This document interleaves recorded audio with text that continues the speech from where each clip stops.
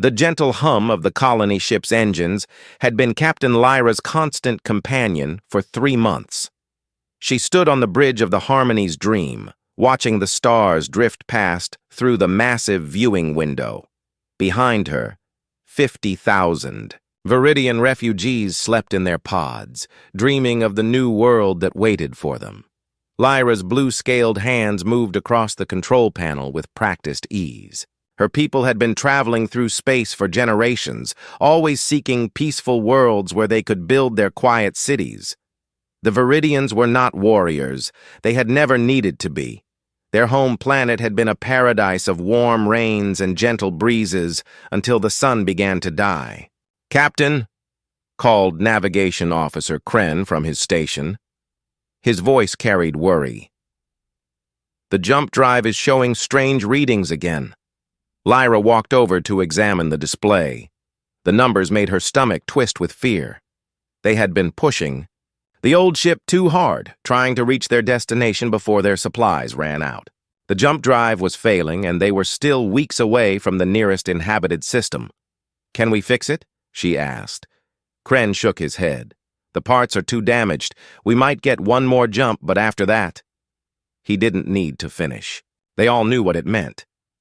Suddenly, alarms began blaring throughout the ship.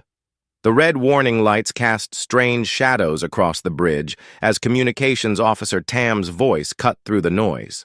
"Captain! Multiple ships dropping out of hyperspace directly ahead!" Lyra rushed to the main display. Her blood went cold as she saw them. 12 massive warships, their hulls black as space itself, bearing the skull markings of the Ravager pirates. These were the monsters that terrorized peaceful ships across the galaxy, taking slaves and destroying everything they couldn't steal. "They're hailing us," Tam reported, his voice barely a whisper. "Put them on screen," Lyra ordered, though every instinct told her to run. The face that appeared on the main display was nightmare made real. Commander Brutok's scarred features twisted into a cruel smile, his yellow eyes gleaming with hunger. The Ravager leader was twice the size of any Viridian, his massive frame covered in battle armor. "Well, well," Brutok's voice rumbled through the speakers. "What do we have here? A fat colony ship full of refugees. This is our lucky day, boys." Laughter echoed from the other Ravager ships on the channel. Lyra forced herself to stand straight, even though her legs were shaking. "This is Captain Lyra, of the colony ship Harmony's Dream. We are peaceful refugees seeking passage through this system. We have nothing of value to you." Brutok's laughter was like grinding metal. "Nothing of value? 50,000 slaves sounds pretty valuable to me. And that's a nice ship you've got there. My engineers will enjoy taking it apart." "Please," Lyra tried again. "We have families aboard, children. We're just trying to reach a new home." "Your new home is in my slave pits," Brutok snarled. "You have 10 minutes to surrender, or we'll take you by force. Trust me, pretty captain, you don't want us to board your ship the hard way."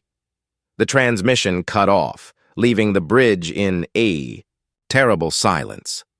Around Lyra, her crew stared at their instruments with hopeless eyes. The Ravager ships were already moving into attack formation, their weapons charging with deadly light. "What are our options?" Lyra asked, though she already knew the answer. "None," whispered Engineer Voss from the back of the bridge. "Our weapons are mining lasers. Our shields won't stop a real attack.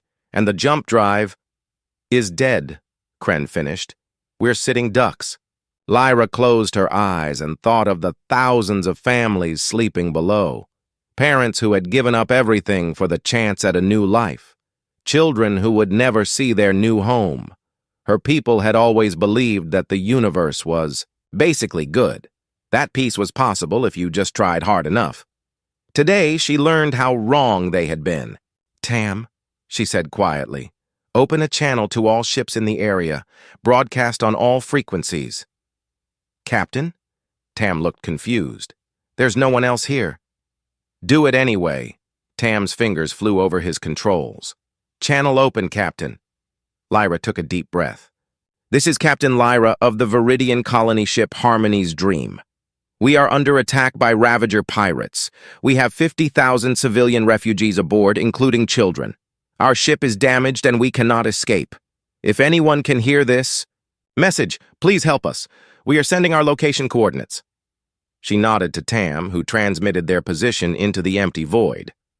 It was useless, she knew. They were in deep space, far from any trade routes. No one would hear them. No one was coming. But as the words left the ship, something strange happened. Tam's instruments began picking up an ancient signal frequency, one that hadn't been used. In hundreds of years, it was a universal distress call, created by the first space-traveling civilizations as a way for any species to call for help. Captain. Tam's voice was filled with wonder. Someone's responding to the old frequency. What?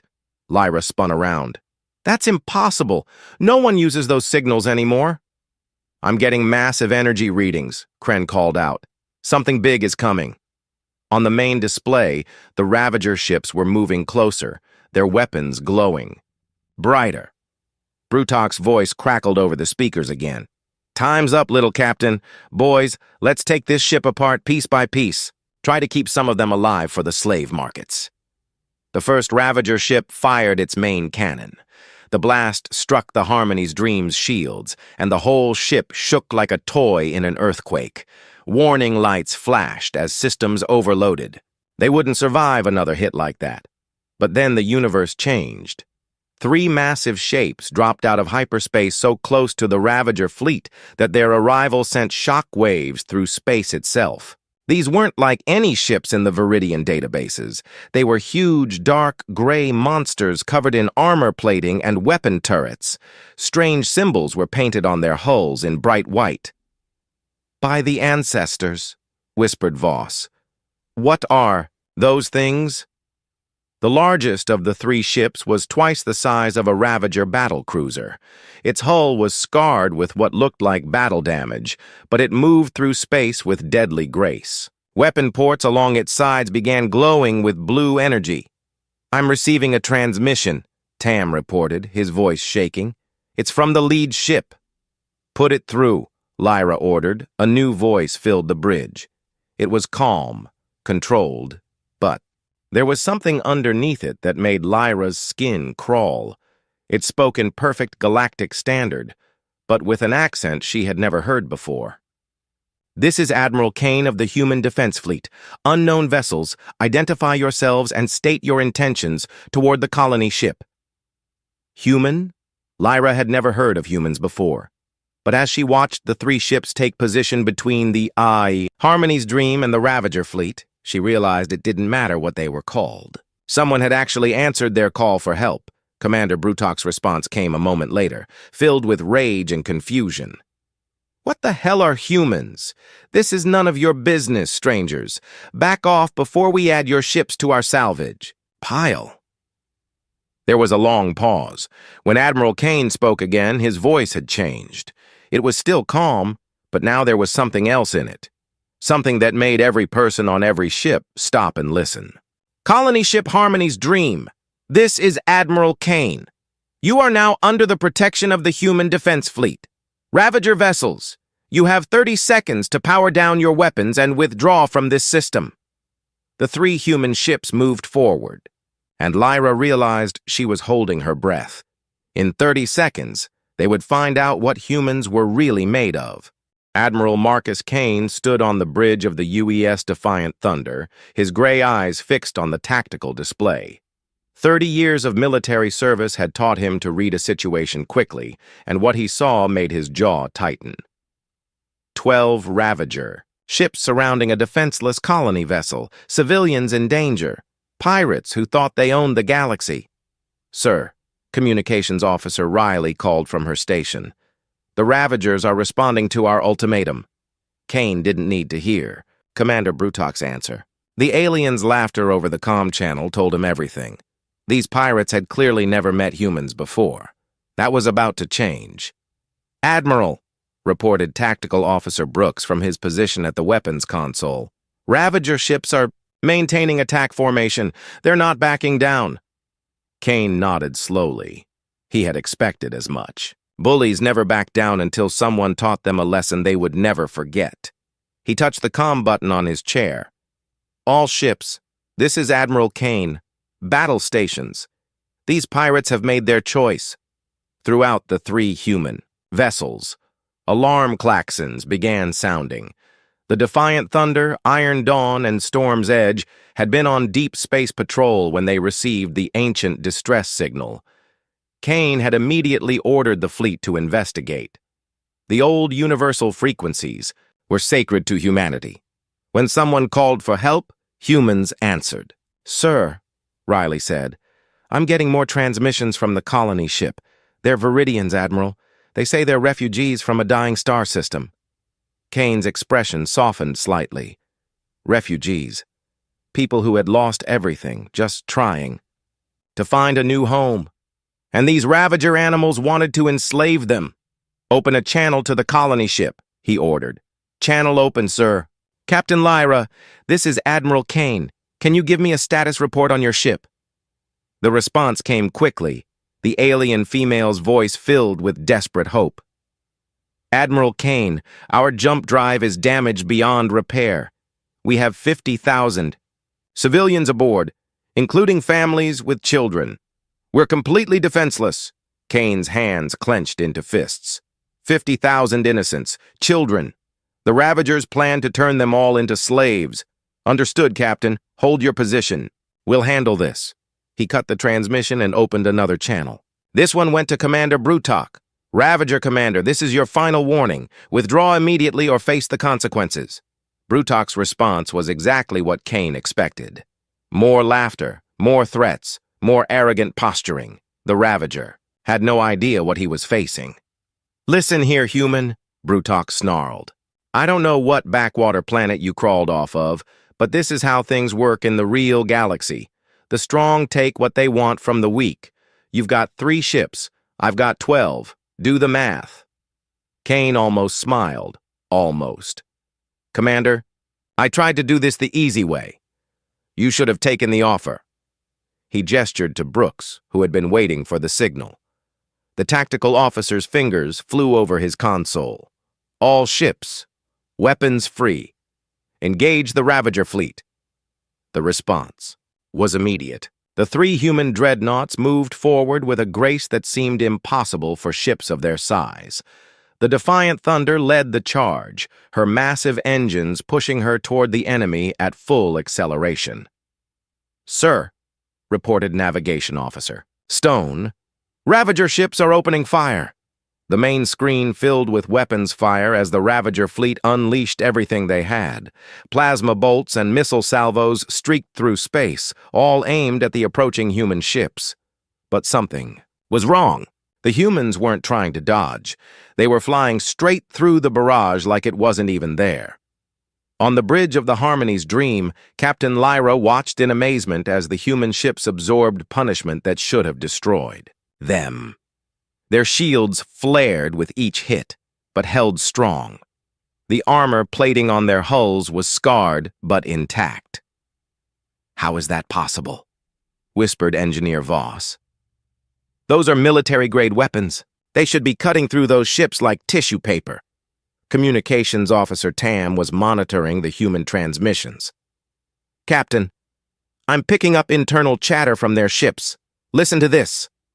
Admiral Kane's voice came through clearly, calm as if he was discussing the weather. "Brooks, target the lead Ravager cruiser. Use the main cannons." "Aye, sir. Firing main batteries." What happened next changed everything Lyra thought she knew about space combat. The Defiant Thunder's main. Guns fired, and the sound that came through space itself seemed to tear reality apart. The kinetic rounds moved so fast they were barely visible, hitting the Ravager flagship with the force of a small asteroid. The enemy ship's shields didn't just fail, they shattered like glass. The rounds punched through the hull and kept going, leaving massive holes that vented atmosphere and debris into space. The proud Ravager flagship began listing to one side, fires burning throughout its structure. "Impossible," breathed Commander Brutok over the open channel. "What kind of weapons are those?" Kane's response was matter-of-fact. Standard kinetic cannons. Nothing fancy.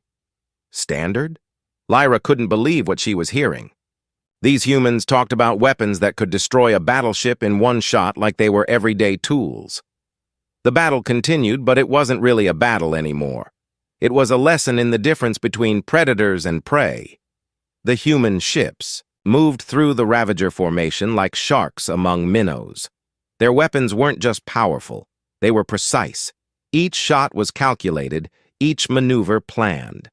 Captain Torres of the Iron Dawn demonstrated human tactical thinking when she used the gravity of a nearby asteroid to slingshot around and strike 3 Ravager ships from behind in a single pass. Her plasma lances cut through enemy hulls like a hot knife through butter. Meanwhile, the Storm's edge showed why humans were dangerous in close combat. When 2 Ravager ships tried to ram her, Captain Webb simply reinforced his forward shields and let them hit. The enemy vessels crumpled like tin cans while the human ship barely slowed down. "This is madness," Tam whispered. "They're outnumbered 4-1, but they're winning." Lyra nodded, unable to speak. She was watching something that challenged everything she believed about the universe. Her people had always assumed that technology was the great equalizer, that any species with advanced science could compete on the same level.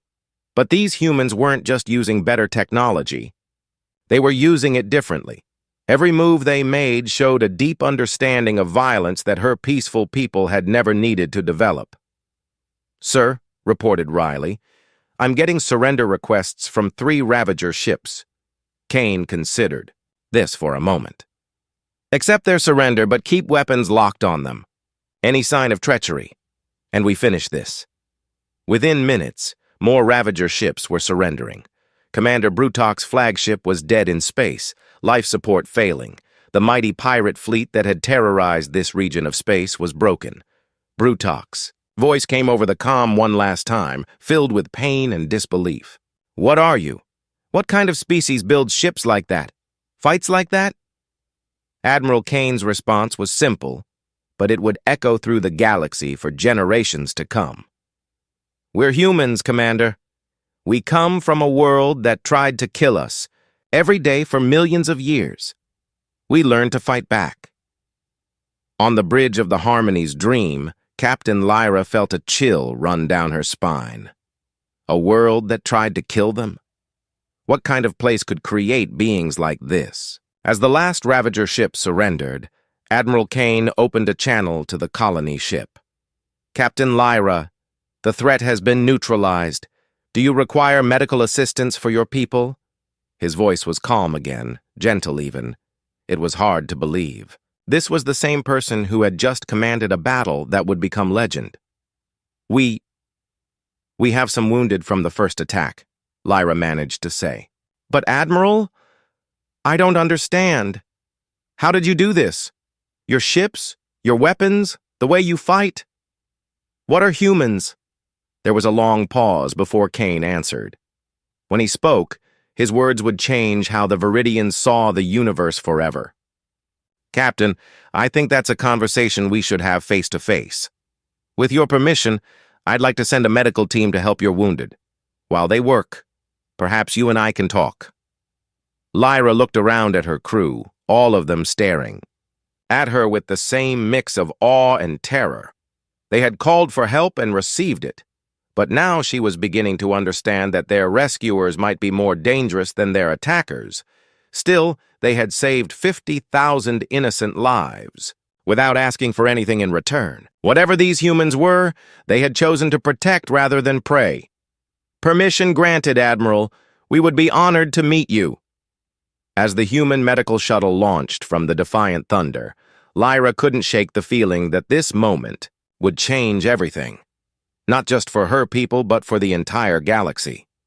The universe had just met its new apex predators, and they were coming in peace. For now. Dr. Hannah Walsh stepped through the airlock of the Harmony's Dream, carrying her medical kit and a deep sense of purpose. Behind her, 3 other members of the human medical team followed, their boots echoing softly in the alien corridor. The Viridian ship was beautiful in its own way. all curved walls and soft lighting, designed for comfort rather than function. It was nothing like the stark, armored passages of human vessels. "Dr. Walsh," called Viridian Medical Officer Nira as she approached.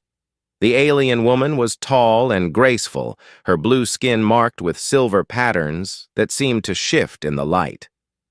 "Thank you for coming. We have 17 wounded from the Ravager attack." Hannah nodded, her trained eyes already assessing the situation. "Show me to them. My team can handle multiple injuries at once."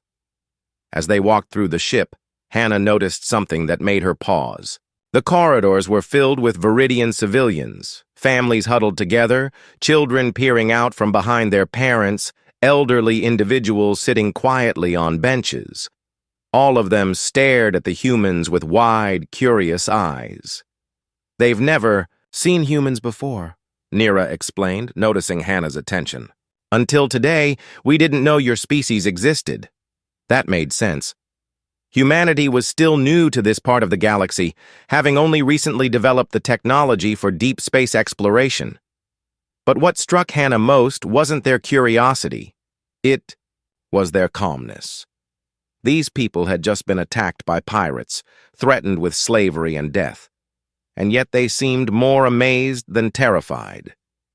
Even the children weren't crying. It was as if the concept of real violence was so foreign to them that they couldn't quite process what had almost happened. The medical bay was spacious and clean, filled with soft beds and gentle monitoring equipment. The wounded Viridians lay quietly, some with plasma burns, others with injuries from when the ship shook under fire. What should have been a scene of chaos and panic was instead orderly and peaceful. Hannah's colleague, Medic Jackson Cole, whistled softly. "Doc, look at these injuries. Most of these should be causing extreme pain, but they're all just lying there calmly." He was right. On a human ship, wounded soldiers would be gritting their teeth, some probably swearing, others demanding pain medication. These Viridians simply waited patiently for treatment, occasionally murmuring soft words to comfort each other. "Their pain tolerance is remarkable," observed Dr. Rodriguez, the team's surgeon. "Either that, or they process pain differently than we do." Hannah began treating a young Viridian male with severe plasma burns on his arm. As she worked, she tried to make conversation. "I'm Dr. Walsh. What's your name?" "I am Cole," the patient replied, his voice steady despite what must have been significant pain. "Thank you for helping us, Dr. Walsh. Your people saved our lives today." "Just doing our job," Hannah said, applying synthetic skin to the worst of the burns. "How are you feeling? On a scale of 1 to 10, how much does this hurt?" Call looked confused. "Hurt? Oh, you mean the pain. It is noticeable. Perhaps a 3 on your scale? But pain is temporary. Life is precious." Hannah paused in her work. A 3? She had seen similar burns on human patients, and they usually rated the pain as a 7 or 8, even with medication. Either Cole was the toughest patient she had ever met, or Viridians experienced pain very differently than humans. As she continued treating patients, a pattern emerged. None of the Viridians complained. None of them seemed angry about their injuries. They thanked her constantly, asked about her well-being, and showed concern for their fellow patients. "Dr. Walsh," called Medical Officer Nira, "may I ask you a question?" "Of course." "Your Admiral Kane mentioned that humans come from a world that tried to kill you. What did he mean by that?" Hannah looked up from her work, considering how to answer. How do you explain Earth to someone who had never known? Hardship? "Well," she began slowly, "our planet is what we call a hostile environment. The weather can be deadly. Storms that can level cities, temperatures that range from hot enough to kill to cold enough to freeze you solid. We have diseases that our bodies constantly fight against. Predators that evolved specifically to hunt creatures like us." Nira's silver markings flickered with what Hannah was learning to recognize as confusion. "But surely your technology protects you from these things?" "Some of it, yes. But for millions of years we had no technology. We survived because we adapted. We became stronger, faster, smarter. We learned to fight back against everything that wanted to kill us. The conversation was interrupted by alarms throughout the ship. Hannah's military training kicked in immediately, and she grabbed her emergency communicator. "This is Dr. Walsh, to Admiral Kane. What's our status?" Kane's voice came back clear and calm. "Doctor, we have a situation. Long-range sensors are detecting a massive Ravager fleet approaching our position. Over 200 ships." Hannah felt her blood go cold. 200 ships? Even the human fleet couldn't handle those odds. Around her, the Viridian medical staff began to panic. Medical Officer Nira's silver markings were flashing rapidly, and she was speaking quickly in her native language to her colleagues. 200 ships, Nira whispered in Galactic Standard. "They've called for reinforcements. We're all going to die." But Hannah noticed something interesting. While the Viridians were clearly terrified, the human medical team remained calm. Jackson was still, treating his patient. Rodriguez hadn't even looked up from the surgery she was performing. "Doc," Jackson said casually, "think we should pack up and head back to the ship?" Hannah considered this. "Admiral Kane didn't order us to return. He just gave us a status update. We continue working until ordered otherwise." Nira stared at them, in amazement. "How can you be so calm? There are 200 warships coming to kill us all." Hannah finished bandaging her current patient and moved to the next bed. "Because Admiral Kane is out there, and Admiral Kane doesn't lose." It wasn't just confidence in their commander, though Kane certainly deserved it. It was something deeper. Humans had evolved to face impossible odds and find a way to survive. When everything seemed hopeless, that was when they became most dangerous. Over the ship's communication system, they could hear Admiral Kane addressing the Ravager fleet. "Ravager Armada, this is Admiral Kane of the Human Defense Fleet. You are interfering with a humanitarian operation. Withdraw immediately." The response came from what sounded like a Ravager admiral, his voice filled with rage and the promise of violence. "Human! You destroyed 12 of my ships and humiliated my commanders. Now you face the full might of the Ravager Empire. 200 ships will reduce your pathetic fleet to space dust." There was a pause before Kane responded. When he spoke, his voice carried something that made every human on both ships stand a little straighter. "Ravager fleet, you're about to learn something about humans. We evolved on a world where everything wanted us dead. Predators, diseases, natural disasters, other humans. Our entire planet was trying to kill us for millions of years." Another pause. Hannah could imagine Kane looking at his tactical display, calculating odds and possibilities. "We survived because we learned to do something that most species never need to learn. When faced with impossible odds, when everything seems hopeless, when any rational being would surrender or run, we fight harder. You want to know what makes humans dangerous? We don't know how to give up." The channel closed, leaving the medical bay in silence. Hannah looked around at the Viridian patients and staff. They were all staring at her and her team with expressions she couldn't quite read. "Is he serious?" Nira asked quietly. 3 ships against 200? Hannah nodded. "Admiral Kane doesn't make empty threats. If he says we're going to fight, then we're going to fight." "But how? It's mathematically impossible." Jackson looked up from his patient with a slight smile. "Ma'am, with respect, you're thinking like a Viridian. Peaceful, logical, rational. Humans don't think that way when people we're protecting are in danger." He gestured toward the wounded aliens around them. "Every person in this room is now under human protection. That makes them our responsibility. And humans will do anything, fight anyone, face any odds, pay any price, to protect those who can't protect themselves." Dr. Rodriguez finally spoke up from her surgery. "Besides, the Ravagers are making a mistake. They think this is about numbers. But humans didn't become the dominant species on our planet by fighting fair.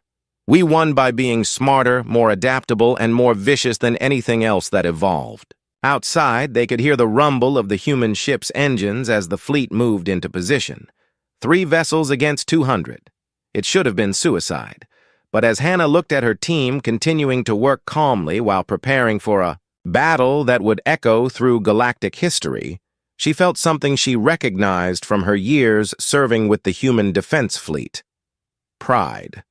These aliens had called for help, and humans had answered. Now they would stand guard, no matter the cost.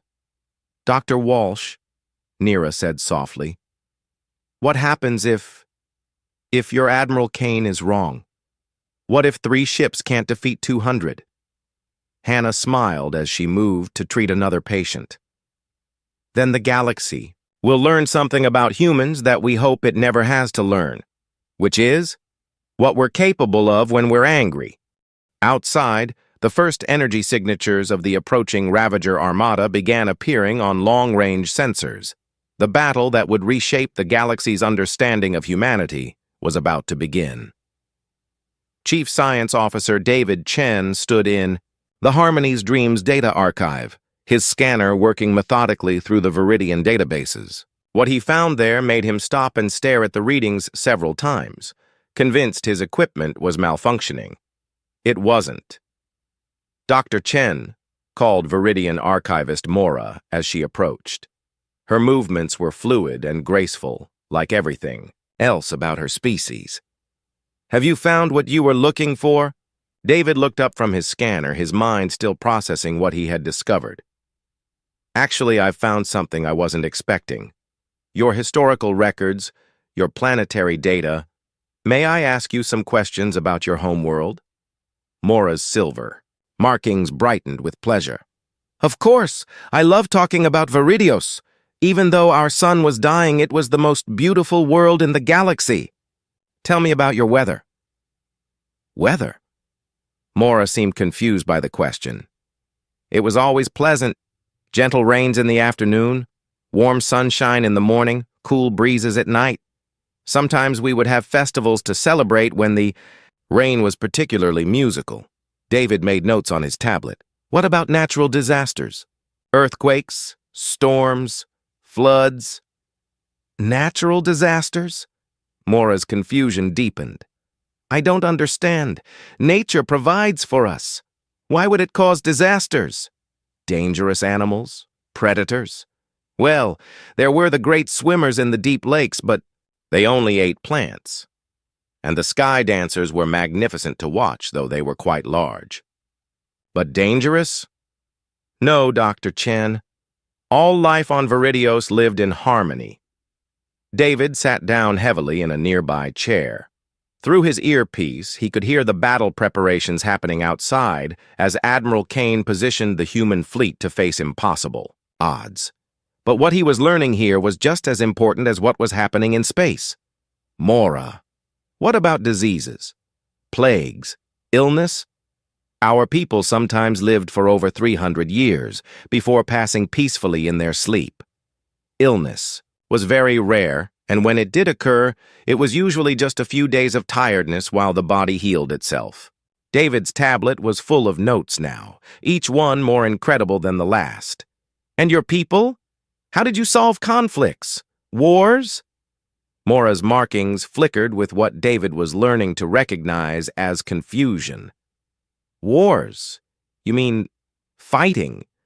"Dr. Chen, we haven't had conflict on Viridios for over 2,000 years.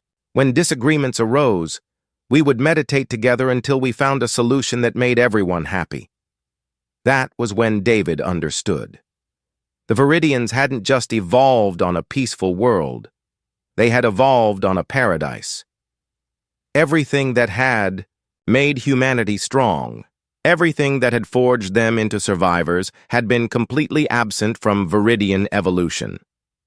"Mora," he said carefully, "what do you know about human history?" "Very little," she admitted. "Until today, we had never heard of humans. But you seem very intense, focused. Your people fight with such precision, such purpose. It's frightening and amazing at the same time." David considered how to explain humanity to someone who had never known struggle. Our world is very different from yours. We call it Earth, and for most of our species' existence, it has been trying to kill us. I don't understand. Imagine if your gentle rains were torrential floods that could destroy cities.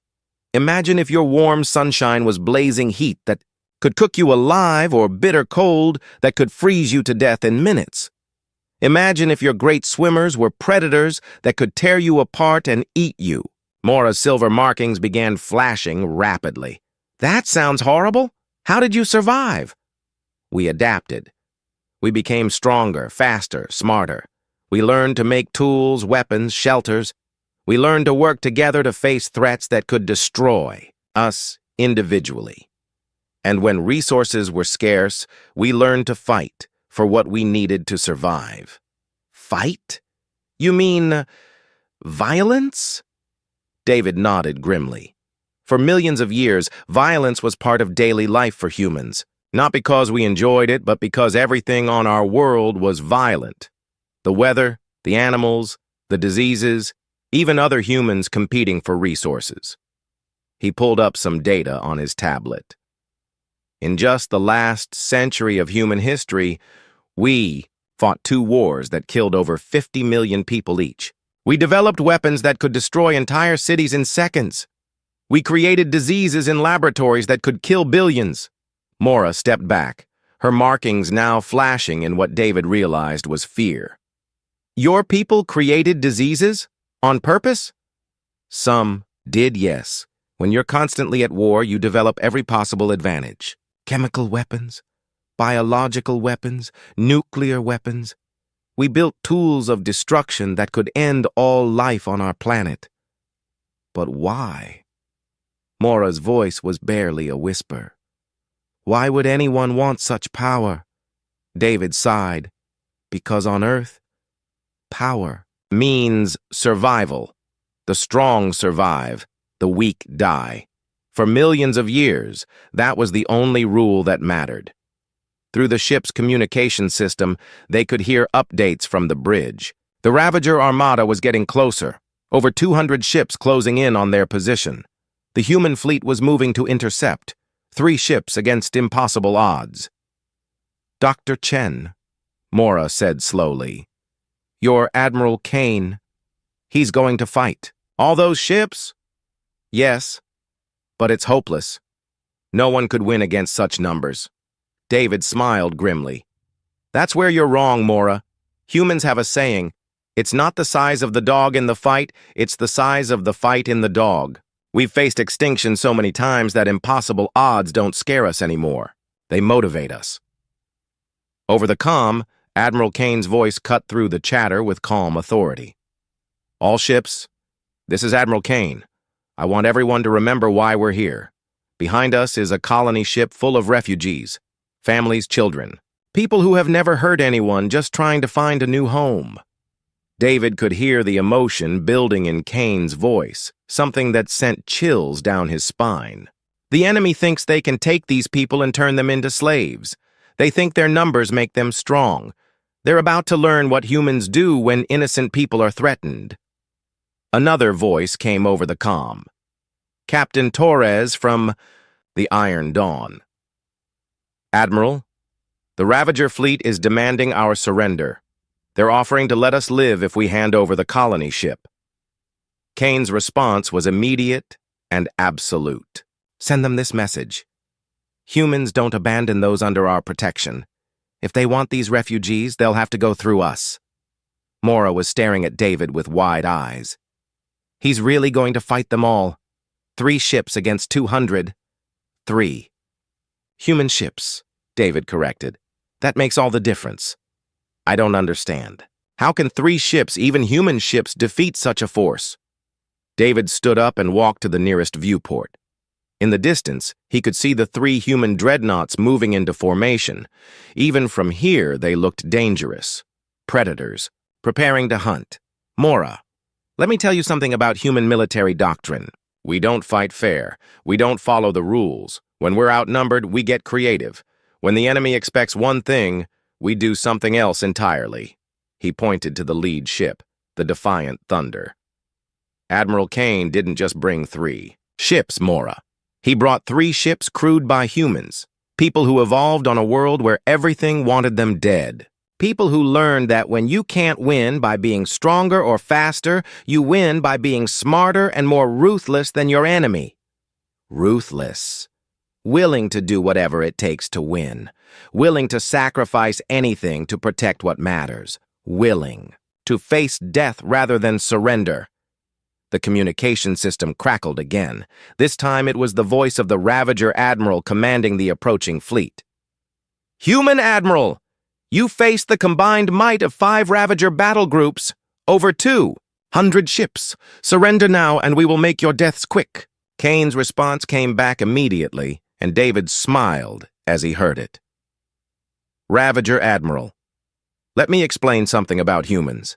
My species spent millions of years fighting for survival on a world that makes your worst nightmares look like children's stories. We survived ice ages, supervolcanic eruptions, asteroid impacts, and diseases that killed 90% of all life on our planet." There was a pause, and when Kane continued, his voice carried the weight of human history. "We survived. Because we never gave up. We never stopped fighting. We never accepted defeat. Today, you're not facing 3 ships. You're facing the combined rage of a species that crawled out of hell and decided to make something better." The channel closed, leaving the archive in silence. Mora was trembling, her silver markings flashing in complex patterns. "Dr. Chen," she whispered, "what have we awakened?" David looked out at the approaching battle and felt a mixture of pride and sympathy. Pride for his species, sympathy for the Ravagers who had no idea what they were about to face. The apex predators of the galaxy, Mora, and they're on your side. Outside, the first energy signatures of weapons charging began lighting up the tactical displays. The battle that would reshape galactic civilization was about to begin, and at its center were 3 ships full of humans who had learned long ago that sometimes the only way to ensure peace was to be very, very good at war. Captain Elena Torres stood on the bridge of the UES Iron Dawn, watching the tactical display as 200 Ravager ships moved into attack formation. Around her, the bridge crew worked with calm efficiency, their voices steady and professional. After 15 years commanding this ship, Torres had learned to read the mood of her people. They weren't afraid. They were angry. "Captain," reported Weapons Officer Blake from his station, "all enemy ships are within range. Admiral Kane is requesting final status reports." Torres opened a channel to the fleet command frequency. "Admiral, Iron Dawn is ready for combat. All systems green, crew at battle stations." Captain Webb's voice came over the comm from the storm's edge. "Admiral, we're ready to dance." Admiral Kane's response was calm and measured. "All ships, remember the mission. We're not here to win a glorious battle. We're here to protect 50,000 innocent people who called for help. Every Ravager ship we destroy is one less threat to refugees everywhere." Torres smiled grimly. Kane always knew how to motivate his people. This wasn't about military glory or territorial expansion. This was about doing what humans did best, standing between predators and their prey. The first wave of Ravager ships came in fast and hard, expecting to overwhelm the human fleet with sheer numbers. What they got instead was a lesson in why humans had become the apex predators of their homeworld. The Defiant Thunder opened fire first, her main batteries sending kinetic rounds downrange at velocities that bent space around them. The lead Ravager cruiser simply ceased to exist, vaporized so completely that even its debris was scattered across light years. But Torres wasn't watching the Admiral's ship. She was focused on her own tactical situation as 12 Ravager vessels moved to surround the Iron Dawn. "They're trying to box us in," observed Navigation Officer Park. "Classic pack-hunting tactics." Torres nodded. The Ravagers were treating this like a normal space battle, using proven strategies that had worked against every other species they had encountered. Unfortunately for them, humans weren't every other species. Blake, target the two ships on our port flank. Fire sequence Alpha. Aye, Captain. Firing. The Iron Dawn's plasma lances reached out across space, cutting through the first Ravager ship like a sword through silk. The second ship tried to evade, but Torres had anticipated that. Park. Execute Maneuver 7 now. The Iron Dawn spun on her axis and dove toward the nearest asteroid, using the massive rock's gravity to slingshot around and emerge behind 3 Ravager ships that had been trying to flank her. Her aft cannons fired in perfect sequence, crippling all 3 vessels before they could react. How did she do that? Torres heard one of the Ravager captains transmit to his fleet. That maneuver should be impossible for a ship that size. Torres opened a channel to the confused enemy captain. Welcome to human space combat doctrine. We don't fight like everyone else. Meanwhile, the Storm's Edge was demonstrating another aspect of human military thinking. Captain Webb had positioned his ship near a dense cluster of asteroids and was using them as both cover and weapons. When 6 Ravager ships tried to surround him, Webb used his ship's tractor beams to grab a house-sized asteroid and hurl it at the enemy formation like a club. The improvised weapon smashed through 2 Ravager ships and sent the others scrambling for cover. Webb followed up by using his ship's superior maneuverability to duck and weave through the asteroid field, leading the pursuing enemies on a deadly chase through flying rocks and debris. But it was Admiral Kane who truly showed the galaxy what humans were capable of when everything was on the line. The Defiant Thunder was facing the main Ravager battle line. Over 60 heavy cruisers and battleships, all firing at once. The barrage that hit Kane's ship should have reduced it to scrap metal. Instead, the human dreadnought shrugged off the attack and kept coming. "Sir," reported Tactical Officer Brooks, "forward shields are down to 30%. They're hitting us with everything they've got." Kane studied the tactical display, his gray eyes calculating angles and probabilities. "Then it's time to show them what everything we've got looks like. Brooks, prepare the Nova Cannon." Brooks paused. "Sir, the Nova Cannon? In close quarters combat?" "You heard me. The Nova Cannon was humanity's most devastating ship-to-ship weapon, a focused plasma beam that could cut through a planet's crust. It was designed for use against space stations and planetary fortifications, not individual ships. Kane was about to use it against a formation of 60 Ravager vessels at point-blank range. Nova Cannon charged and ready, Admiral. Fire. What happened next would be talked about in military academies for centuries. The Defiant Thunder's Nova Cannon fired, sending a beam of pure destruction through the heart of the Ravager formation. Ships didn't just explode, they disintegrated. The beam cut through 12 heavy cruisers in a single shot, leaving nothing but expanding clouds of superheated gas. On the bridge of the Harmony's Dream, Captain Lyra watched in stunned silence as the human fleet carved through the Ravager armada like wolves among sheep. The tactical display showed impossible maneuvers, devastating weapons, and a level of combat expertise that defied belief. "Captain," whispered Navigation Officer Kren, "they're not just winning, they're dominating. 200 ships, and the humans are actually winning." Communications Officer Tam was monitoring the enemy transmissions. "Captain, the Ravagers are panicking. Listen to this." The bridge filled with the sound of Ravager captains screaming orders, begging for reinforcements, demanding explanations for how 3 ships could destroy their entire fleet. "What are these humans?" one captain was shouting. "Their ships are made of solid armor. Their weapons cut through our shields like they're not even there." Another voice, filled with terror. "They're not fighting like any species we've ever encountered. They're using the asteroids as weapons. They're ramming our ships and laughing about it." But it was the transmission from Ravager Admiral Vex that truly captured the moment. All ships, retreat! I repeat, retreat! These humans are not a normal species. They fight like demons. They use weapons that shouldn't exist. They sacrifice their own ships to destroy ours." The last part wasn't entirely accurate. No, Human ships had been lost, but Torres understood what the Ravager Admiral meant. Humans fought with a disregard for their own safety that terrified other species. When Captain Webb used his ship to ram 3 Ravager cruisers, crushing them while his own vessel barely suffered a scratch, it looked like suicide to aliens who had never learned that sometimes the best defense was an overwhelming offense. "Sir," reported Blake from his weapon station, "the remaining Ravager ships are breaking formation. They're trying to retreat." Torres opened a channel to Admiral Kane. "Admiral, should we pursue?" Kane's response was immediate. "Negative. Let them go. But make sure they take a message with them." Torres smiled. She knew what kind of message Kane had in mind.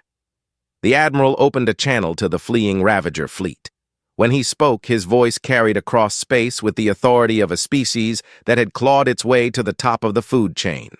"Ravager. Fleet, this is Admiral Kane. You came here to prey on innocent refugees. You thought your numbers made you strong. You were wrong." The channel crackled with the sound of damaged ships and panicked voices. But Kane wasn't finished. "I want you to carry a message to every pirate, slaver, and predator in this galaxy. Humanity has arrived, and we have a simple policy. We protect those who cannot protect themselves. Any species that preys on the innocent will answer to us." There was a pause as Kane let that sink in. "You have one chance to change your ways, find honest work, stop hurting people. Because if we meet again, if you're still choosing to be predators instead of civilized beings, we will finish what we started here today." The transmission ended, leaving space filled with the debris of what had been the most feared pirate fleet in the sector. Of the 200 ships that had come to enslave the Viridian refugees, fewer than 30 remained, and all of them were fleeing at maximum speed.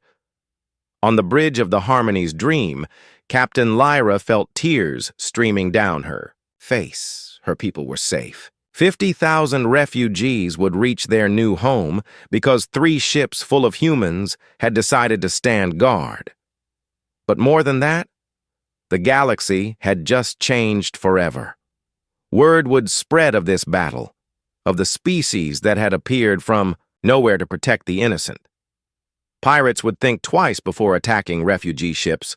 Slavers would wonder if their next victims might be under human protection.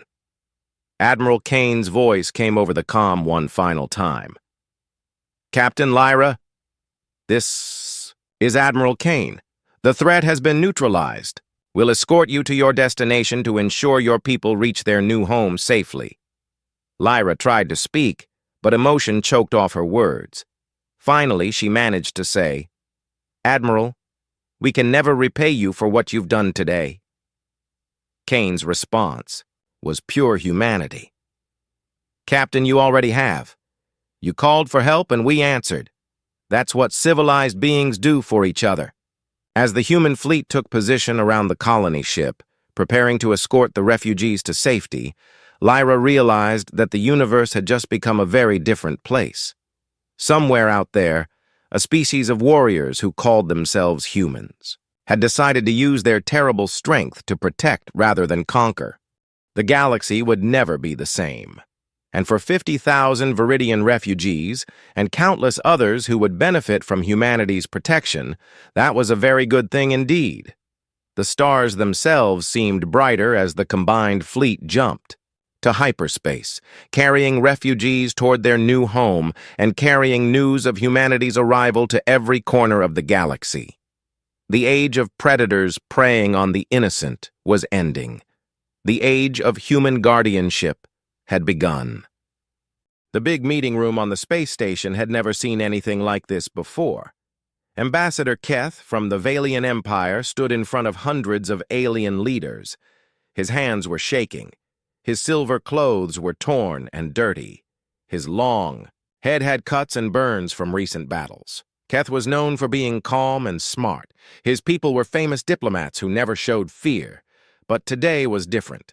Today he looked scared. "Great Council," Keth said through the machine that translated his words. His voice cracked like breaking glass.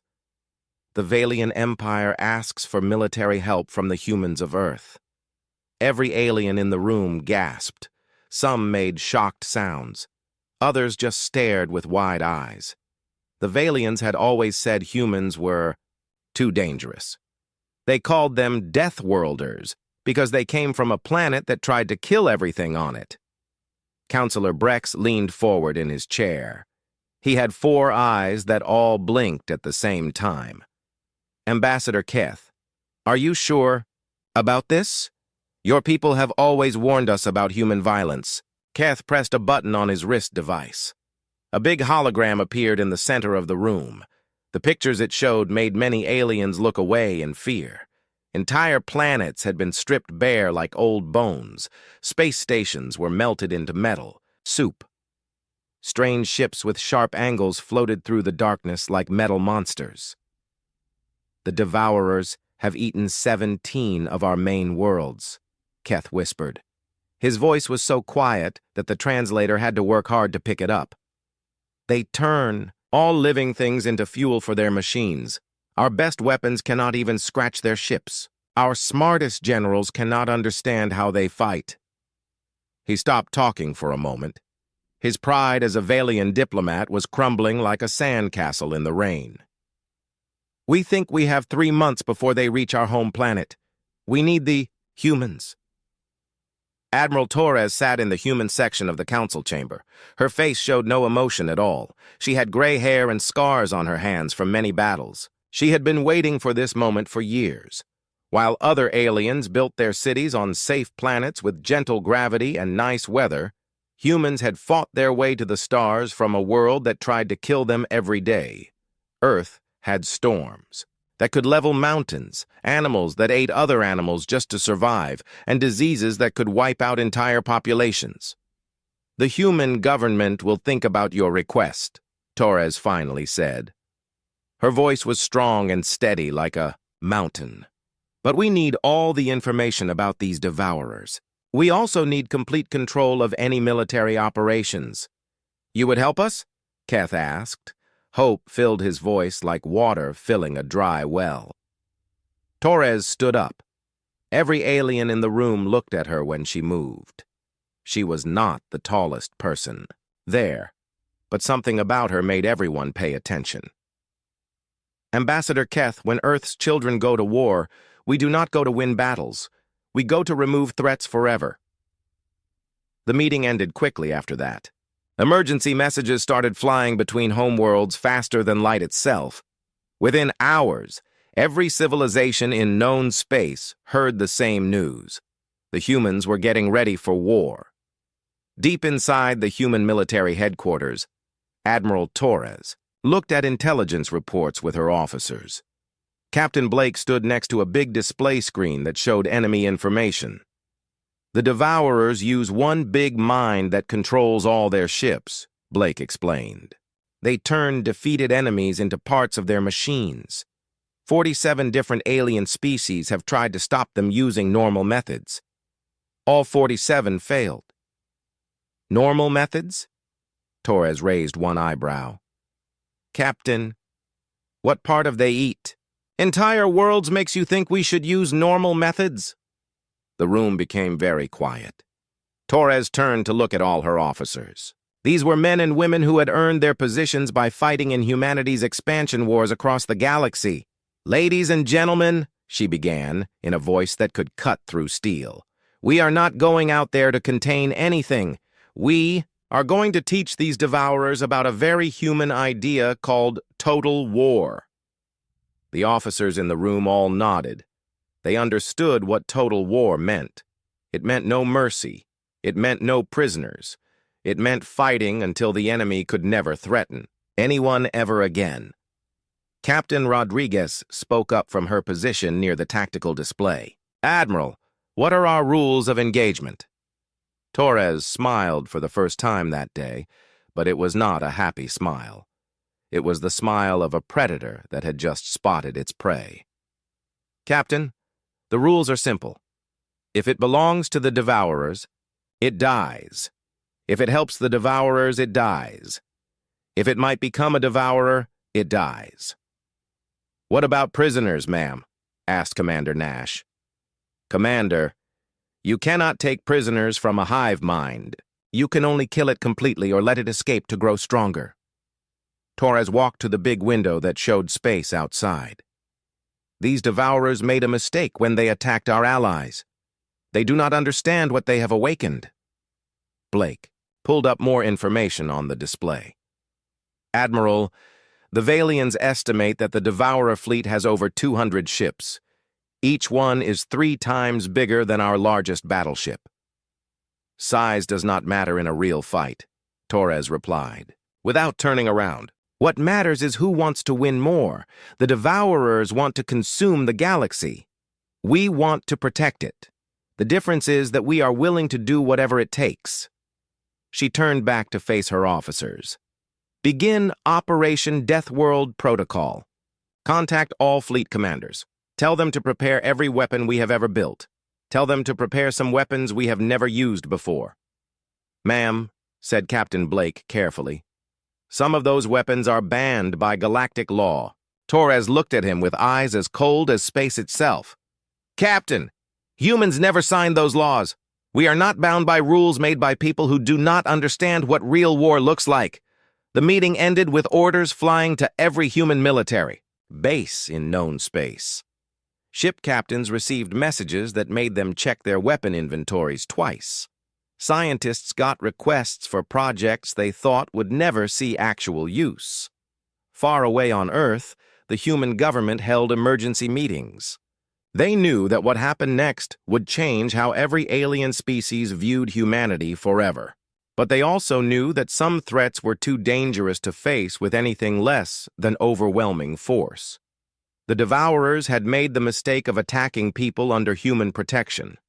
They were about to learn why Earth was called a death world, and why the species that survived there had conquered the stars. As Admiral Torres prepared to leave for the battle zone, she thought about the choice ahead. She could try to fight the Devourers using the same methods that had failed 47 other species, or she could show the galaxy what happened when you threatened the people that humans cared about. The choice was easy. Humans had not crawled out of Earth's gravity, well, just to play by someone else's rules. The war was about to begin, and the Devourers had no idea what was coming for them. 3 weeks later, the Valian border system called Thyrix looked different than it ever had before. Massive human warships appeared out of hyperspace like metal giants waking up from sleep. Each ship was bigger than anything the aliens had ever built for war. Captain Maria Rodriguez stood on the bridge of her ship, the Retribution. She watched through the big windows as more human vessels dropped out of faster-than-light travel. Heavy assault carriers that looked like flying cities appeared next to siege platforms covered in weapon barrels. Some ships had designs so new that they were still marked as test only in the human databases. Captain, her communications officer, called out from his station, "We are getting messages from the Valian fleet. Admiral Yeth wants to combine his ships with ours for the battle." Rodriguez almost smiled at that idea. "Tell Admiral Yeth that his ships are welcome to watch from a safe distance. This will not be the kind of fighting he has seen before." Down on the planet Thyrix Prime, Valian military leaders had gathered to see the human fleet arrive. General Nex was the supreme commander of all Valian forces. He studied the tactical displays showing human ship positions with growing worry. "Their ship formations make no sense," he said to his aide, Colonel Vex. "They are not following any known defensive patterns. It looks like they are getting ready for a completely different type of fight." Colonel Vex nodded nervously. "Sir, our intelligence reports say that human military thinking is very strange. They seem to treat space combat more like attacking a planet than fighting other ships." On the human command ship, Admiral Torres reviewed the latest intelligence from deep space monitoring stations. The Devourer fleet was coming faster than expected. Their biomechanical vessels were unlike anything in the databases of known technology. "Admiral," reported Commander Nash, her intelligence chief, "long-range sensors confirm 47 Devourer capital ships. Each one is about 3 times bigger than our largest dreadnought. They have several hundred smaller ships with them that we cannot identify." Torres studied the data flowing across her command center displays. Unlike the clean, quiet environments that most alien species preferred, the human command center looked like organized chaos. Officers moved between stations constantly, and multiple conversations happened at the same time. "Commander Nash, when will they reach the Valian core systems?" 18 days at their current speed, Admiral. Torres turned to her fleet communications system. "All ships, this is Admiral Torres. Operation Deathworld Protocol is now active. Begin putting strategic weapons in position." Across the human fleet, massive cargo bays opened to show weapons platforms that made Valian observers wonder if they had made a terrible mistake asking for human help. These were not the elegant energy weapons that most civilized species used.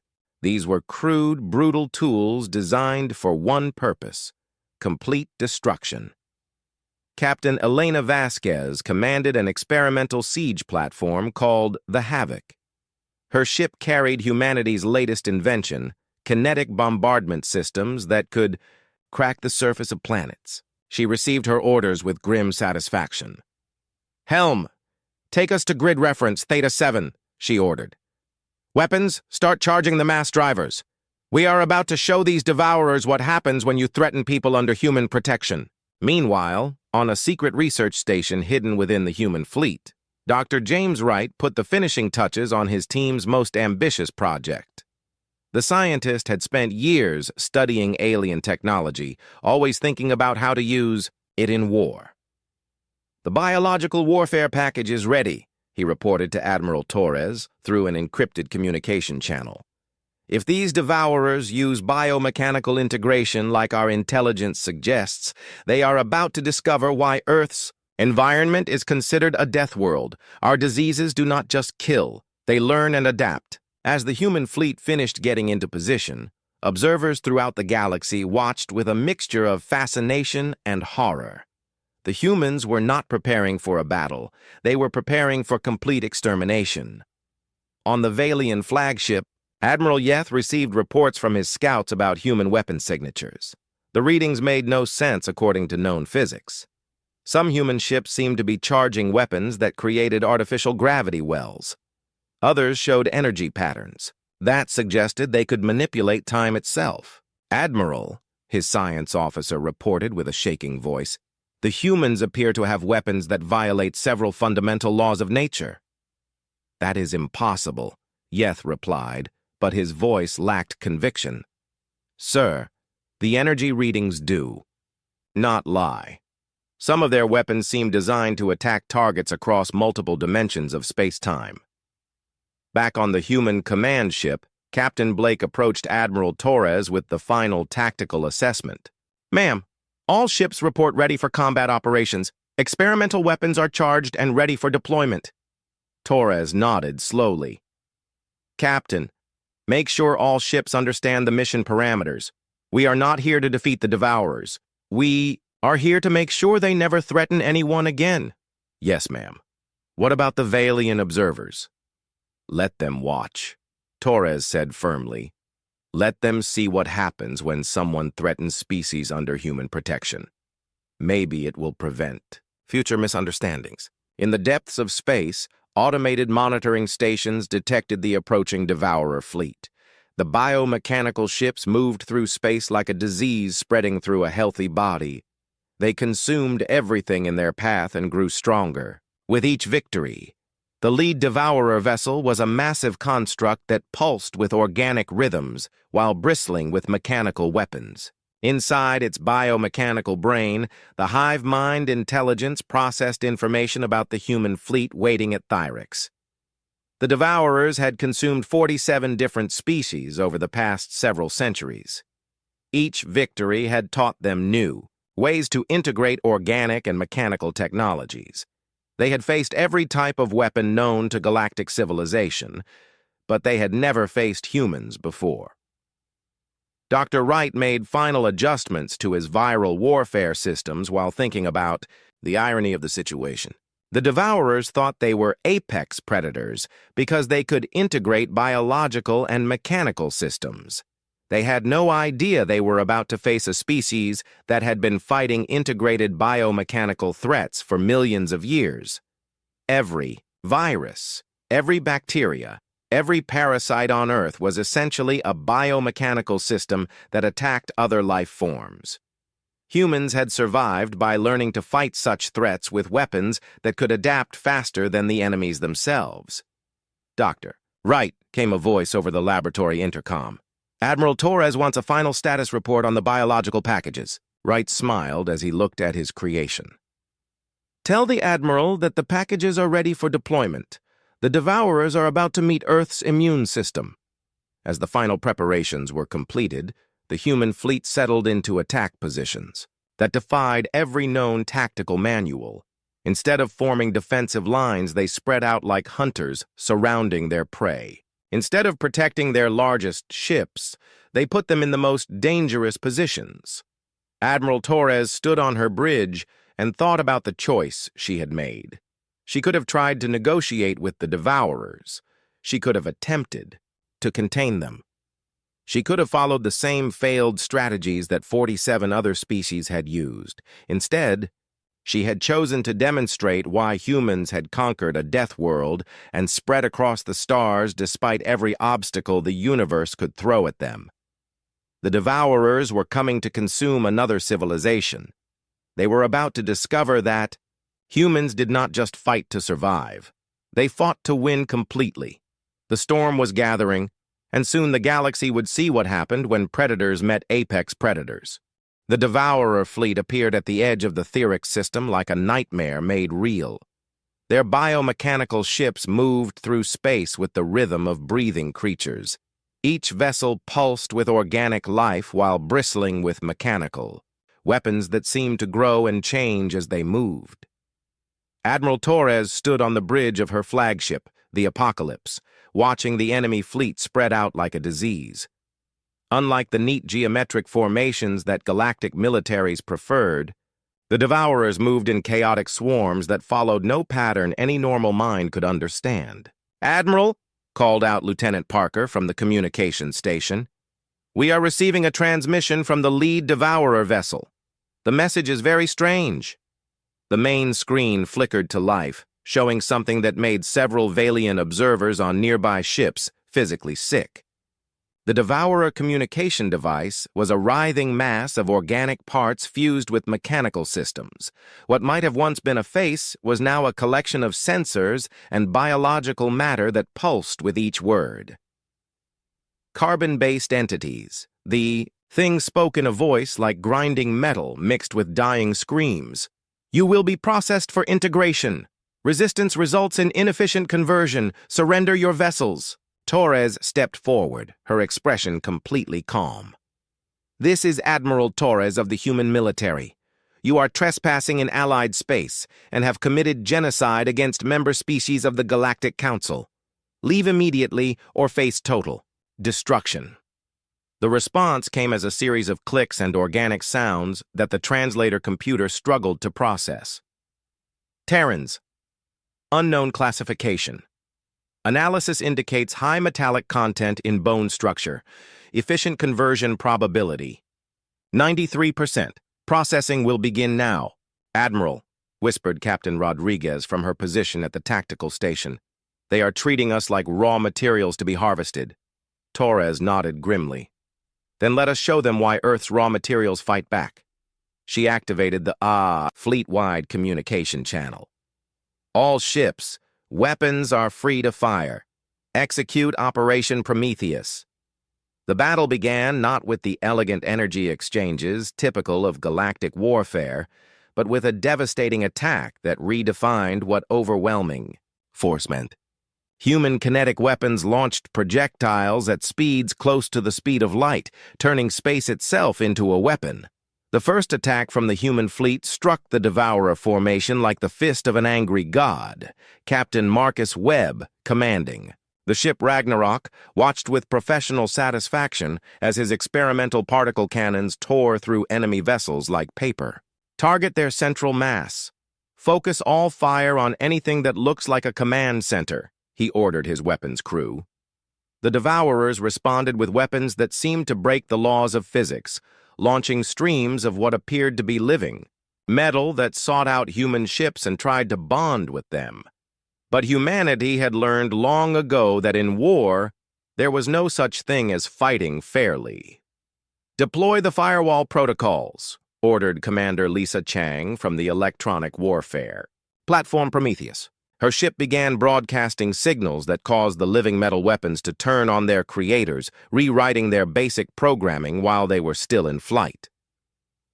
On the Valian observation ship Serenity, Admiral Yeth watched in horrified fascination as human tactics unfolded before his eyes. "They are not trying to defeat the enemy fleet," he reported to his command staff with a shaking voice. "They are trying to make sure nothing survives to reproduce or escape." The human fleet moved through space like a pack of the most dangerous predators ever evolved, each ship fulfilling a specific role in a grand strategy of complete annihilation. Support vessels deployed clouds of tiny robots designed to eat enemy technology, while heavy assault ships punched through devourer formations with weapons that seemed to violate several galactic laws about warfare. Admiral Torres called out. Her science officer, "The Devourers are trying to adapt to our weapon systems. They are evolving countermeasures in real time." Torres smiled for the first time since the battle began. "Perfect. Commander Nash, deploy the evolutionary warfare package. Let us see how well they adapt when we start changing the rules every 30 seconds. The space around Thyrex Prime became a three-dimensional maze of destruction as human ships executed maneuvers that seemed to ignore basic physics. Gravity manipulation devices turned enemy formations into clouds of debris, while temporal distortion weapons aged devourer vessels into cosmic dust in mere moments. But the Devourers were learning, and their biomechanical nature allowed them to adapt faster than any purely technological species ever could. The tide of battle began to shift as enemy vessels started to resist human weapons.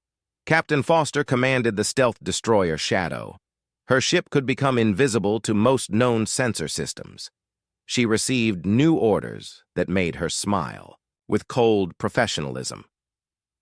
"Take us directly into the enemy formation. Deploy the viral package into their biomechanical systems."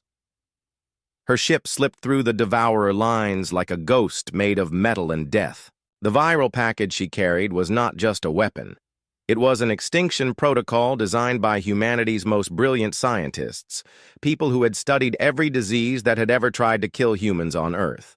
Dr. Wright's creation was released directly into the largest devourer vessel, a massive biomechanical construct that served as the enemy fleet's coordination center. Within minutes, the virus began rewriting the genetic code of every organic component it encountered, turning the ship's own biological systems against its mechanical ones.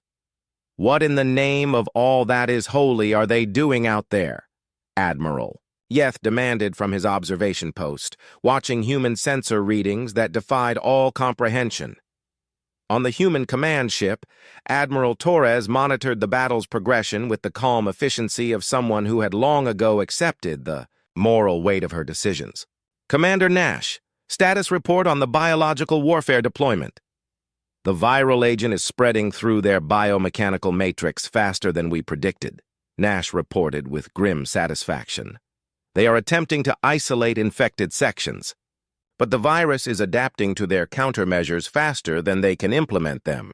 Estimated time to complete system failure, 47 minutes. Meanwhile, Captain Roberto Silva's siege platform had moved into bombardment position. His ship, the Extinction, carried weapons that had been developed in the most secret facilities of human space. Planet-killer artillery that could crack worlds was now being turned on individual ships. "Target the largest concentration of enemy vessels," Silva ordered his weapons crew. "Full power to the dimensional rift generators. We are going to show them what happens when you threaten species under human protection." The weapon that fired next existed at the intersection of science and complete madness. It tore holes in space itself, creating gravitational problems that consumed everything within a 50-kilometer radius. Entire sections of the Devourer fleet, simply stopped existing, pulled into dimensional rifts that snapped closed with the finality of a cosmic grave. But the humans were not finished showing their capabilities. Captain Jennifer Kane, commanding the experimental warfare vessel Nemesis, deployed humanity's newest innovation, temporal weapons that attacked the enemy's past. Devourer ships began aging rapidly, their biological components dying of accelerated time while their mechanical systems corroded into nothing. "Admiral Torres," came an urgent transmission from the Valian flagship. "Our sensors are detecting weapons signatures that should not exist according to known science. What are your people doing out there?" Torres answered with the calm certainty of someone who had spent years preparing for this exact moment. "Admiral Yeth, we are demonstrating why Earth is classified as a death world. It is not just the environment that tries to kill you. It is the species that evolved there. The Devourers, faced with weapons that attacked them across multiple dimensions of existence, began to retreat. Their hive-mind intelligence calculated that continued engagement would result in total extinction, but their attempted withdrawal triggered the final phase of human strategic planning.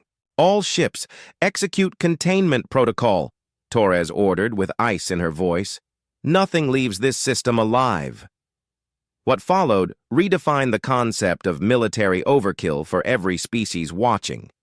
Human ships deployed interdiction fields that prevented faster-than-light travel, trapping the Devourer fleet in normal space. Then they began the systematic annihilation of every enemy vessel, using weapons that seemed designed more for cosmic horror than conventional warfare. The battle was no longer a fight. It had become a demonstration of what happened when apex predators decided that something needed to cease existing. The battle entered its second phase as human ships began using tactics that made their Velian allies question whether they had asked for help from something worse than the enemy they faced. Admiral Torres had authorized the deployment of weapons, systems that existed in violation of every galactic treaty humanity had never bothered to sign. Captain Diana Foster, commanding the stealth destroyer Shadow, received her new orders with the cold professionalism that had made her the fleet's most decorated special operations commander. Her ship had slipped through the Devourer lines completely undetected, carrying a payload that represented humanity's most terrifying scientific achievement. "Deploy the viral package directly into their command structure," she ordered her weapons officer. "Full integration protocol. Let them taste what 4 billion years of evolutionary warfare looks like." The viral package that Dr. Wright had created was not just a biological weapon. It was a complete rewriting system that could take control of any biomechanical integration it encountered. Within minutes of deployment, the virus began turning the Devourer fleet's greatest strength into its ultimate weakness. The largest Devourer vessel, a massive construct that served as the enemy fleet's brain, began convulsing as its organic components started attacking its mechanical ones. The virus rewrote genetic codes faster than the ship's systems could adapt, creating a cascade failure that spread through the entire biomechanical matrix. "Admiral," reported the Valian observer Admiral Yeth, with barely controlled panic in his voice, "what have your people unleashed? Our sensors are detecting biological warfare on a scale that defies comprehension," Admiral Torres responded without taking her eyes off the tactical display. "Admiral Yeth, you asked us to stop an extinction-level threat. We are using extinction-level solutions." Meanwhile, Captain Roberto Silva's siege platform had moved into position for the next phase of human tactical doctrine. His ship, the Extinction, carried weapons that had been developed in facilities so secret that their existence was denied by every human government. "Target acquired," reported his weapons officer. "Dimensional rift generators are charged and ready. Fire," Silva ordered, with the calm certainty of someone who had seen these weapons tested on uninhabited star systems. What happened next violated several fundamental laws of physics. The weapon tore holes in space-time itself, creating gravitational anomalies that consumed matter. energy, and even information within a massive radius. Entire sections of the Devourer fleet simply ceased to exist, not destroyed, but actually removed from reality itself. On the Vailian observation ship, sensors began failing as they tried to process readings that should not have been possible. "Sir," reported the science officer with a voice full of terror, "they are deleting sections of space. This is not warfare. This is cosmic editing." But the humans were far from finished demonstrating their capabilities. Captain Jennifer Kane commanded the experimental warfare vessel Nemesis, which carried humanity's most recent innovation in temporal manipulation technology. Her weapons did not just attack enemies in the present, they attacked them across time itself. Temporal displacement. "Charges armed and ready," reported her weapons officer. "Target their largest remaining formations," Kane ordered. "Show them what happens when you mess with a species that learned to fight entropy itself." The temporal weapons fired, and suddenly sections of the Devourer fleet began aging thousands of years in seconds. Biomechanical ships that had survived for centuries withered and died as their biological components experienced accelerated time while their mechanical systems corroded into cosmic dust. "This is impossible," Admiral Yeth transmitted to the human flagship. "Your people are using weapons that attack the fundamental structure of reality." "Admiral Yeth," Torres responded calmly, "reality is just another battlefield when you come. From a planet that spent 4 billion years trying to kill everything on it. We learned to fight back against the universe itself. The Devourers, faced with extinction technologies they could not comprehend, began a desperate attempt to retreat. Their hive-mind intelligence had calculated that continued engagement would result in the complete elimination of their species. But their attempted withdrawal only triggered the final phase of human doctrine. "All ships, execute total containment protocol," Torres ordered. "Activate interdiction fields. Nothing leaves this system." Human ships deployed technology that created barriers in space-time itself, preventing any form of faster-than-light travel. The Devourer fleet found itself trapped in normal space with nowhere to run and no way to escape what was coming next. Captain Alex Murphy commanded the heavy cruiser Retribution, which carried reality manipulation weapons that existed at the intersection of science and cosmic horror. "Weapons officer, begin molecular disintegration of all remaining enemy vessels. Leave nothing larger than individual atoms." "Sir," his weapons officer reported with professional detachment, "reality warpers are online, beginning systematic deconstruction of enemy fleet." What followed was not warfare in any sense that civilized species would recognize. Human ships used weapons that attacked the basic forces that held matter together, reducing enemy vessels to their component particles and then dispersing those particles across multiple dimensions to prevent any possibility of reconstruction. Dr. Wright, monitoring the battle from his research vessel, watched his viral warfare systems spread through the remaining Devourer ships with the efficiency of a forest fire consuming dry wood. "Fascinating," he reported to his assistant.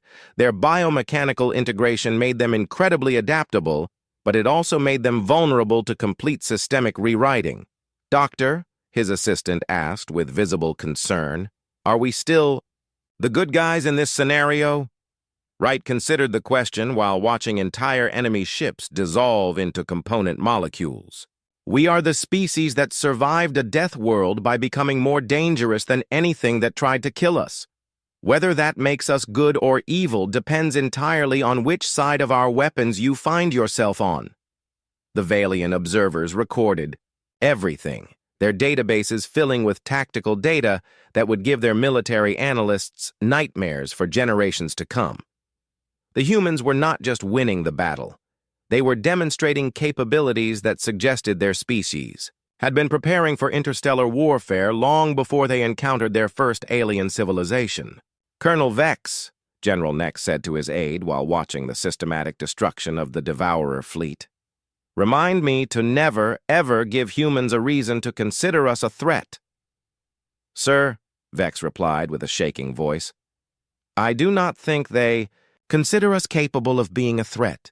I think that might be the only reason we are still alive. As the last Devourer vessels succumbed to humanity's overwhelming technological superiority, Admiral Torres began preparing for the next phase of operations. The immediate threat had been neutralized, but her strategic analysis suggested this was only the beginning of a much larger conflict. "Commander Nash," she ordered, "begin analysis of all captured Devourer technology.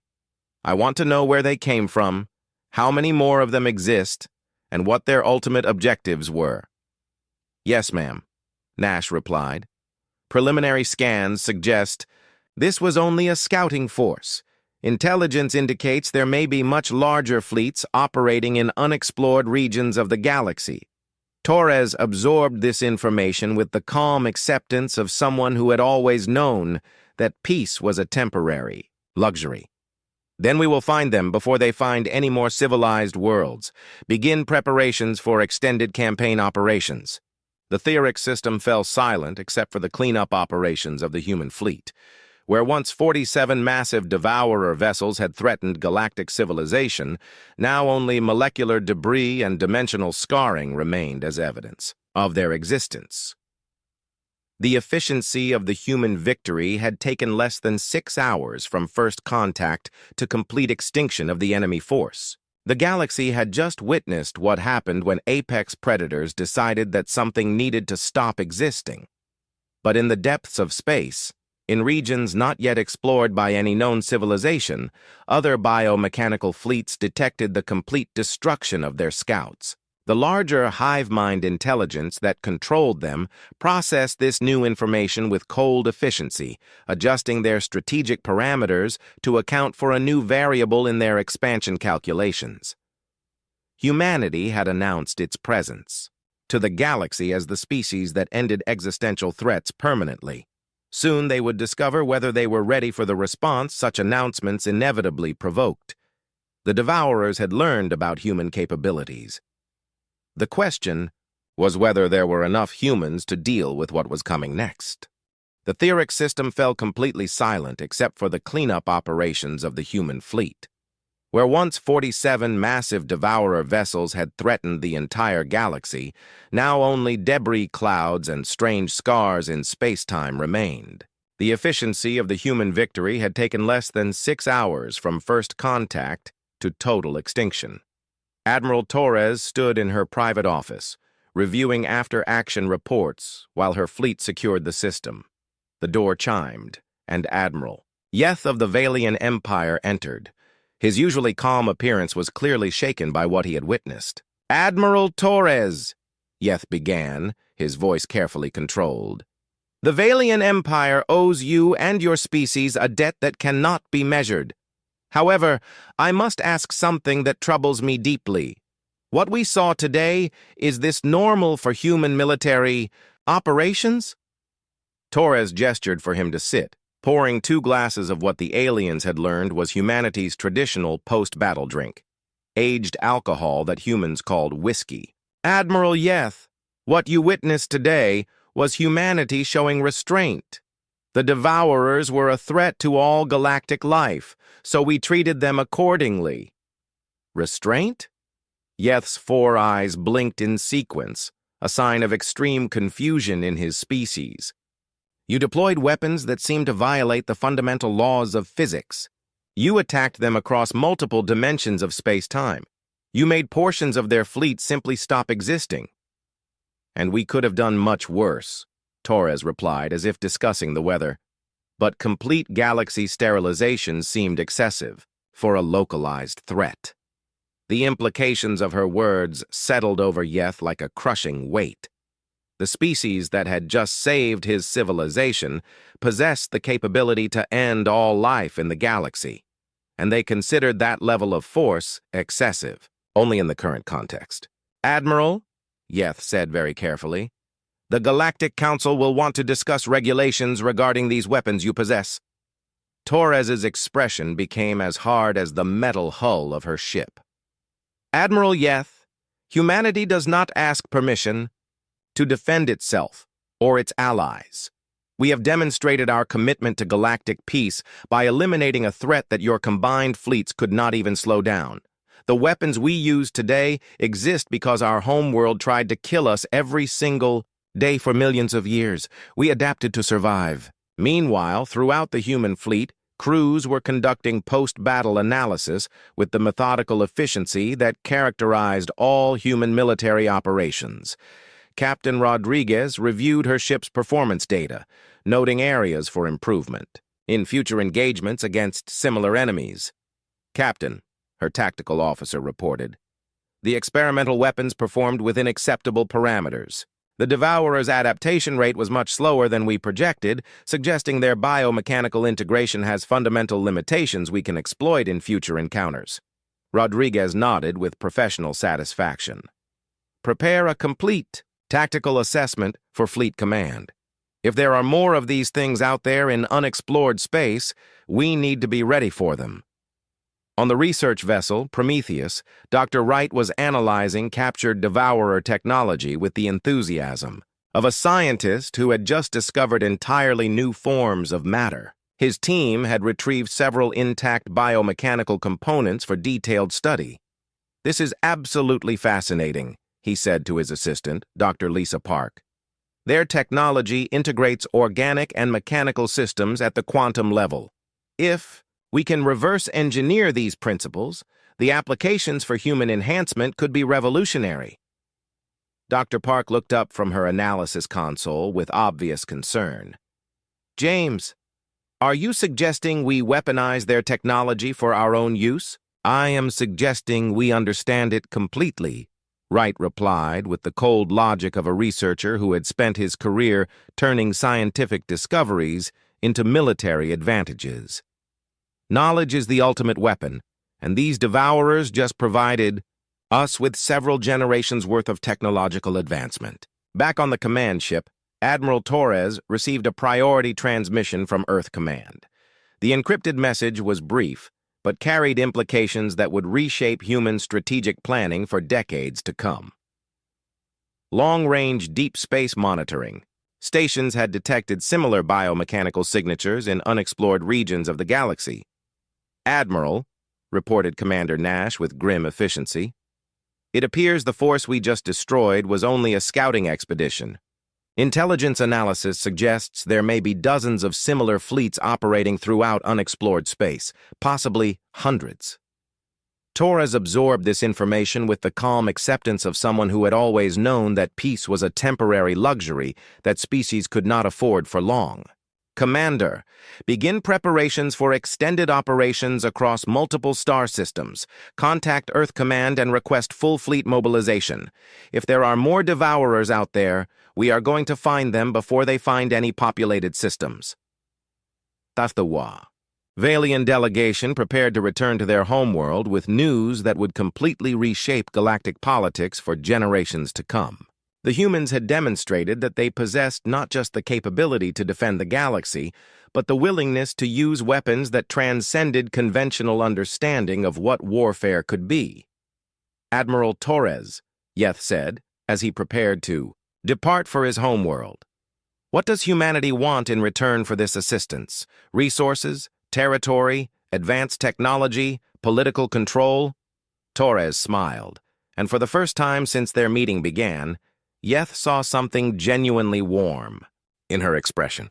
"Admiral Yeth, humanity wants what it has always wanted: the right to exist freely, the freedom to explore the galaxy, and the security to raise our children in peace.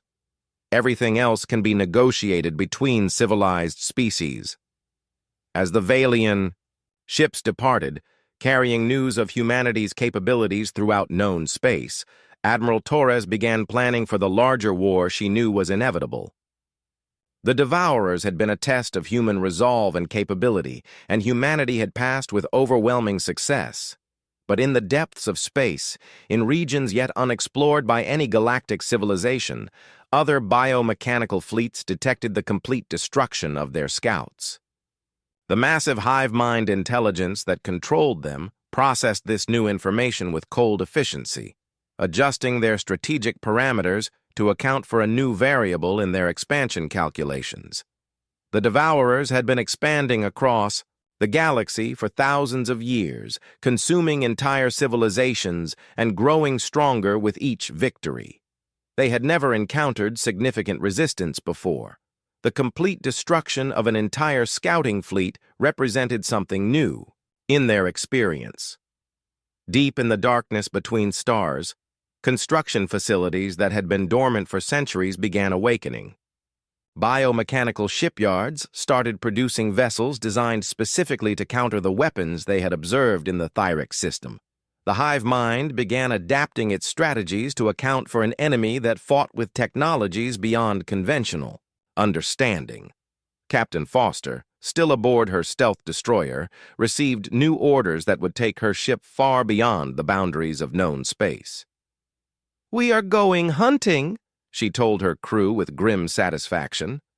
"Intelligence suggests there are Devourer staging areas in unexplored systems. We are going to find them and report back." "Ma'am," her navigation officer asked, "what if we encounter forces too large for us to handle?" Foster smiled with the confidence of someone who had just witnessed the complete destruction of an enemy fleet in 6 hours. "Then we call in the fleet and watch them demonstrate why humanity conquered a death world." Dr. Wright completed his preliminary analysis of Devourer technology and transmitted his findings to research facilities throughout human space. "The biological components show signs of forced evolution," he reported. "This technology was not developed naturally. Someone or something created the Devourers as weapons." The implications of his discovery sent shockwaves through human strategic planning. If the Devourers were created weapons rather than naturally evolved predators, then somewhere in the galaxy was the intelligence that had built them. And if that intelligence was still active, humanity might be facing a threat far beyond anything they had yet encountered. Admiral Torres stood at the observation deck of her flagship, looking out at the stars and thinking about the choice that lay ahead. Humanity could return to Earth and prepare defenses, hoping that the Devourers would not find them.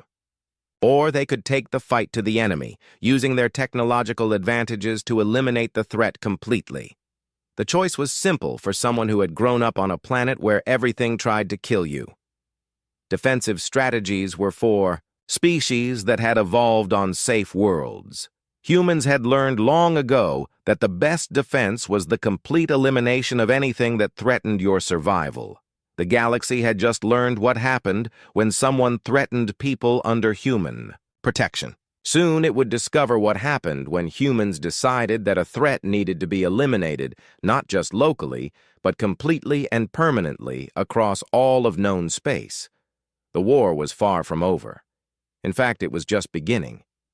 But the Devourers had made the mistake of revealing themselves to a species that had spent millions of years learning to hunt the hunters.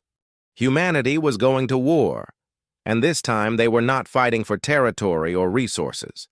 They were fighting to ensure that the galaxy remained a place where civilized species could raise their children in safety. The stars themselves were about to learn why Earth was called a death world, and why the species that survived there had become the apex predators of the galaxy.